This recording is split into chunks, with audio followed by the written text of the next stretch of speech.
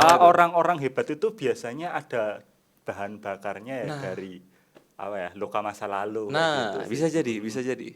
Oke, mungkin dia oh, udah bisa dapetin apa yang dia mau gitu untuk memutarbalikkan keadaan kayak gitu kan ya. Tapi karena over, karena mungkin niatnya dari awal itu mungkin bukan untuk menyembuhkan dirinya kayak gitu. Bisa jadi dia emang nggak sembuh. Kelalaian diri sendiri sih sebenarnya. Kayak mungkin kalau saya itu dulu mungkin anaknya agak-agak nakal gitu kan mas. Oh, oke, oke. Misalnya waktunya orang sekolah, aku mungkin sekolahnya nggak bener gitu, cuman misalnya banyak bolosnya dan sebagainya kayak gitu kan ya. Selamat datang teman-teman di Akademi Kesehatan Mental Podcast. Hari ini kita masih bersama dengan Ali dan Denny. Di episode kali ini kita akan membahas tentang fenomena yang banyak banget sih sekarang dialami oleh anak muda di Indonesia, itu overwork. Apakah itu bagian juga dari trauma? Mari kita gali bersama dengan Mas Ali Murtado. Oke, Mas Ali, Halo kayaknya nggak mas. perlu perkenalan kali ya. Ya nggak udah, usah ya udah, mas ya, udah pada uh, kenal ya mas udah ya. mulai kenal ya, semoga. Oke. Oke, Mas Ali lihat fenomena ini juga nggak sih? Eh, Ngelihat banget mas, Ngelihat ngelihat banget ya? sih. Atau mungkin merasakan? Ada relate-nya lah, ada relate-nya Oke, sedikit ada ya. relate-nya. Benar. Nah, Mas Ali mungkin bisa ini nggak sih, kasih point of view mungkin Hmm, dari segi psikologi positif atau segi dari segi psikologi gitu ya. ya. Gimana Mas Ali memandang bahwa apakah iya overwork kayak gitu, bekerja berlebihan kayak Hmm. gitu adalah bagian dari, bisa jadi bagian dari trauma? Oke. Oke, ini pertanyaan bagus ya teman-teman ya. Jadi eh apakah overall itu merupakan bagian dari trauma atau respon dari trauma gitu ya? Karena mungkin ini ya mas ya, apa namanya, kebanyakan orang tuh kalau misalnya memandang trauma itu responnya tuh kayak kalau punya trauma itu ya mungkin dia nggak bisa ngapa-ngapain gitu-gitu ya mas ya. Ngelakuin Takut, hal-hal yang negatif gitu ya. iya takut, Heeh. menyendiri Menyendiri gitu-gitu. ya. Kayak setengah-setengah depresi gitu-gitu ya Iya, mas ya. selalu identik ke situ. Identiknya ke sana kayak gitu. Nah tapi ada juga orang yang dia malah jadi over gitu. Tapi ternyata ini mas, nggak cuman overwork aja mas sebenarnya. Oh, oke, heeh. Mungkin kalau misalnya dia ada seorang atlet dia jadi overtraining gitu ya, atau mungkin dia misalkan seorang yang mungkin eh apa ya, kayak misalkan anak-anak kuliah gitu ya, bisa jadi dia sangat high achiever sekali kayak gitu mas, bisa jadi bisa jadi. Selalu ingin terlihat berprestasi gitu ya. Yes bener, karena bisa jadi dia ngerasa nggak berharga kalau misalnya dia nggak ngelakuin itu kayak gitu. Terus kira-kira hubungannya seperti apa nih Mas? Antara trauma yang dialami masa lalu, terus kemudian kok tiba-tiba bisa kepikiran jadi overwork, overachieve kayak gitu, gimana kira-kira Oke, korelasinya? korelasinya ya. Mungkin kalau misalnya kita bisa lihat secara analisis mendasarnya aja gitu ya Mas ya. Kita bisa bilang bahwasanya setiap ada orang yang mungkin kekurangan gitu ya, akan sesuatu hal gitu kan ya, atau tersakiti atau apapun itu, ya kecenderungannya manusia adalah ingin membalikkan keadaan itu Mas. Ingin membalas atau mungkin kalau misalnya kita ngomongin netral ya ingin memutarbalikkan keadaan kayak gitu. Misalnya nih, apa namanya, ini kan kita ngomongin adalah overwork ya Mas ya. Nah, Overwork. spesialnya overworknya. Nah, bisa jadi orang yang mungkin dia punya kecenderungan overwork itu sebelumnya dia ada punya kondisi yang mungkin nggak apa ya, nggak stabil kayak gitu. Dalam kita bisa bilang secara finansial barangkali atau secara background keluarga barangkali kayak gitu. Sehingga dia ngelakuin hal-hal tersebut gitu ya dengan overwork itu dengan harapan dia bisa memutar keadaan lagi kayak gitu. Berarti biar keadaannya nggak di situ-situ aja Yes, ya, begitu. bener. Oke, oke, oke. Kayak Tapi gitu. orang-orang yang overwork kayak gitu kira-kira pernah nggak sih mengalami masalah fase-fase kayak trauma yang kita kenal kayak gitu, kayak agak depresi atau Agak mungkin depresi. agak uh, pengen selalu menyendiri kayak gitu? Mhm. Pasti itu pasti pernah di fase itu kayak gitu. Apalagi mungkin buat orang-orang di luar sana gitu kan ya. barangkali sebelum dia seberprestasi sekarang gitu Mas, se-high achiever sekarang kayak gitu kan ya, semenonjol sekarang, barangkali dulu dia pernah direndahkan dengan keluarga sendiri atau mungkin dengan, temannya atau dengan siapapun itu yang di sekitarnya, kayak gitu. Sehingga, itu jadi apa ya, kalau kita bisa bilang jadi bensin gitu Oke, jadi bahan untuk bakarnya bahan ya. bakar, kayak gitu. Tapi kalau misalnya secara umum gitu ya, hal-hal yang sifatnya itu over itu pasti nggak baik, Oke, kayak gitu kan. Cuman mungkin nanti akan ada fase di mana, individu tersebut gitu ya, dia sadar akan, eee, untuk apa sih dia ngelakuin ini, kayak gitu. Oke, mungkin dia, udah bisa dapetin apa yang dia mau gitu ya, untuk memutarbalikkan keadaan kayak gitu kan ya. Tapi karena over, karena mungkin niatnya dari awal itu mungkin bukan untuk menyembuhkan dirinya kayak gitu, bisa jadi dia emang nggak sembuh setelah ngelakuin itu. Heeh. Barangkali cuman merasa hampa aja.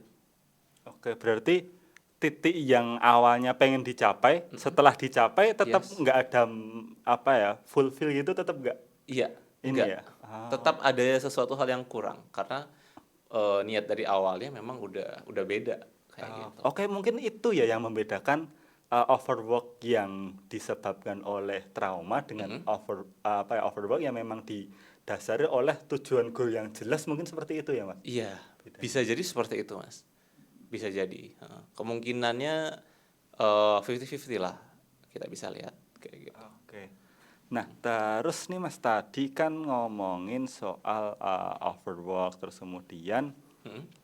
at- mungkin kayak tadi di atlet Oh iya, overtraining kayak overtraining, gitu ya. benar benar benar. Nah, mungkin agak personal. Oh, oke oke oke. Mas Ali pernah mengalami hal-hal itu nggak sih? Kalau aku sih pernah sih ya, Mas, ya, pernah, heeh. Tapi bukan karena background keluarga atau apa gitu, tapi karena kelalaian diri sendiri sih sebenarnya.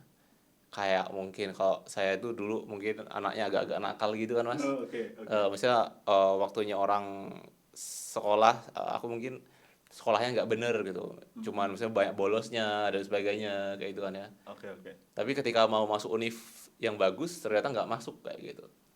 Nah, setelah masuk, di univ yang mungkin biasa aja, nah disitulah situlah, muncul untuk kayak, "Ini aku harus berubah nih," kayak gitu. Makanya, langsung di situ kayak ngerubah diri, kayak gitu sih. Oke, berarti ada titik baliknya itu tadi ya? Ada titik Ada baliknya, titik baliknya. life change, life apa ya kita bisa bilang tuh, Mas? Ya itu titik balik itulah. Titik balik ya. Heeh. Oke. Soalnya pernah nih, aku pernah dengar di luar tuh kayak bener yang disampaikan Mas Ali tadi, aku pernah Mhm. dengar di luar Iya juga iya. Apa itu? orang-orang hebat itu biasanya ada bahan bakarnya ya Nah dari apa ya, luka masa lalu kayak gitu nah, sih. bisa jadi, heeh. Banyak kayak gitu. Terus ini nih Mas, kalau Mas Ali kan backgroundnya psikologi positif Oh nih iya kayak iya, gitu. bener, Mas. Nah, em, ngomongin soal trauma tadi, Mhm terus kemudian ngomongin soal pertumbuhan kayak gitu tadi, mhm. saya pernah dengar namanya post traumatic growth kayak Oh gitu. iya, heeh. Mm-mm. Nah itu bedanya sama resilience apa sih? Oh oke, heeh.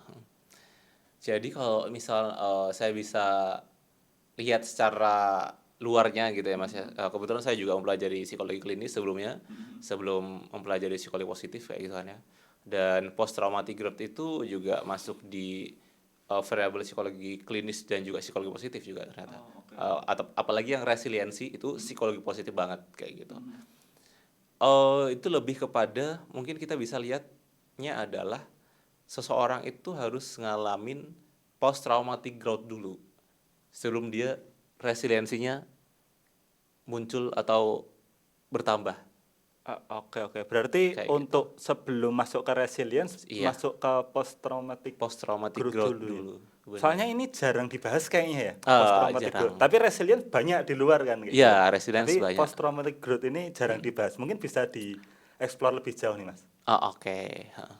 Nah, sebenarnya ini ada kaitannya juga dengan apa ya tadi, overwork tadi ya, Mas, ya. Kalau misalkan, overwork itu sebenarnya bisa ngebuat seseorang itu, apa ya namanya, sembuh gitu dari traumanya kayak gitu. Asalkan asalkan di awal itu udah komit buat, oh ya nih, ini nih bukan untuk pembuktian apa-apa gitu, tapi untuk diriku menebus kesalahanku yang kemarin barangkali. Atau ingin apa ya, nggak mau ngelakuin kesalahan yang sama kayak gitu, sehingga dia ngalamin trauma dan berubah jadi lebih baik kayak gitu. Atau misalkan dari POV yang lain, post traumatic growth itu di mana seseorang itu nggak lari dari traumanya, dia tetap apa ya namanya, dia tetap berusaha untuk sembuh gitu, tetap datang ke psikolog, datang ke psikiater kayak gitu dalam jangka waktu yang nggak ditentukan, terus dia growth, terus dia akhirnya sembuh kayak gitu. Nah, yang membedakannya adalah overwork tadi, kondisi yang overwork tadi, yang akhirnya tadi merasa hampa, dia nggak ngelakuin healing itu tadi, atau penyembuhan dengan tujuan adalah post traumatic growth. Makanya seseorang itu bisa hampa di akhir kayak gitu. Tapi kalau misalkan dia itu, oh ya aku ya overwork juga nggak apa-apa, tapi aku juga punya tujuan tetap ke terapis psikolog psikiater dengan tujuan, oh ya aku mau bertumbuh juga dari kesalahan atau dari kondisi trauma itu kayak gitu mas. Dan akhirnya itu nanti kan ketika seseorang itu sudah ngalamin trauma, terus di apa namanya, dirawat traumanya, nah itu kan masuk ke posisi post traumatic growth yang akhirnya itu menambah resiliensinya lagi. Nah, terus tadi ini bedanya overwork sama yang nggak overwork itu kayak gimana? Batasnya mungkin batasnya. Batasnya ya. Nah, Oke. Misalnya kita bisa lihat gitu ya mas ya, anak-anak zaman sekarang tuh nggak nggak relate dengan work life balance. itu platform Anda padahal ya. Bener bener bener. Tapi mungkin kita bisa bilang disederhanakan lagi jadi work life harmony kayak gitu. Jadi dia punya kehidupan yang kehidupan pribadi yang normal, ya kerja juga normal kayak gitu. Ya walaupun normal itu nggak harus 50-50 gitu sih mas. Itu sih. Tetap ada porsinya ya. Tetap ada porsinya, bener. Porsinya. Soalnya mungkin pemahaman di luar sana work life balance itu ya kerja 50 untuk kehidupan sehari 50 gitu ya. 50, oh. Sekarang work life harmony. Kenapa nggak Anda rubah tuh nama platformnya? Platformnya ya. Jadi work life harmony ya, Work life bener. harmony kayak gitu. Oke. I see. Nah, menurut Mas Ali nih, Heeh. ketika overwork itu tadi ya kayak jadi pelampias. Oke, ini mungkin bahasa lebih sederhananya kayak gini. Overwork ini sebenarnya sehat apa enggak? Oke. Kalau Overwork dalam rangka itu tadi ya ada hubungannya sama trauma ya. Itu iya, sebenarnya sehat apa enggak? kalau kita bisa lihat secara, kalau misalnya nggak ada kepentingan apapun ya, itu ya nggak sehat mas. Nggak sehat.